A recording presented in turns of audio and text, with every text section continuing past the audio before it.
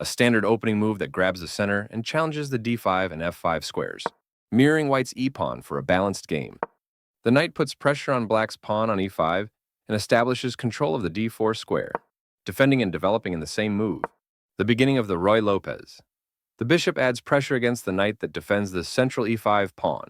a6 forces the bishop to decide exchange or retreat. Bishop a4 safely retreats the bishop while keeping pressure on the knight. Knight f6 attacks the undefended e4 pawn and develops the knight at the same time. Castling gets the king out of the center and prepares to develop the rook to e1. Bishop e7 develops the dark squared bishop and prepares to castle. Rook e1 centralizes the rook and protects the e4 pawn. b5 gains space on the queen side and forces the bishop to the b3 square. Bishop b3 is forced, but the bishop is well placed because it attacks the f7 square. Castling gets the king out of the center and activates the rook. c3 prepares the d4 pawn push, opens up the c2 square for the bishop, and allows the queen to develop on the queen side.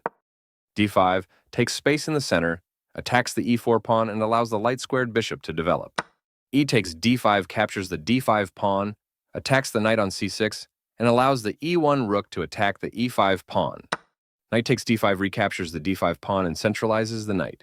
Knight takes e5 captures the pawn and places the knight on a strong central square, where it attacks the knight on c6 and the f7 pawn. Knight takes e5 captures the knight on e5 and centralizes the knight where it attacks many important squares.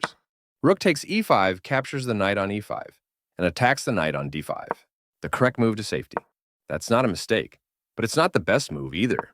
This threatens to tactically win a pawn. This prevents the opponent from being able to tactically win a pawn. This allows the opponent to eventually win material. This wins material. The game was close to balanced, but now black is worse. This threatens to tactically win a knight. This threatens to win material through a discovered attack. This misses a better way to win material through a tactic. This defends a rook that was under attack and had no defenders. This removes a bishop that was threatening to win material. Now white can't stop black from winning material if they make the right moves. This was the only move. This misses an opportunity to win material through a tactic. This stops the opponent from being able to deliver a back rank mate. This wins material. This was the only move. This threatens to win material by pinning a piece. This will win a bishop with correct play. The clearly correct move for a threatened bishop. This is the way to win a bishop. The rook is now on an open file which helps control squares across the board. This steps away from the checking rook. This moves the queen to safety. This was the only move. This move puts the bishop on a safer square. This prevents the opponent from being able to pin a bishop to the king. This is a fair move.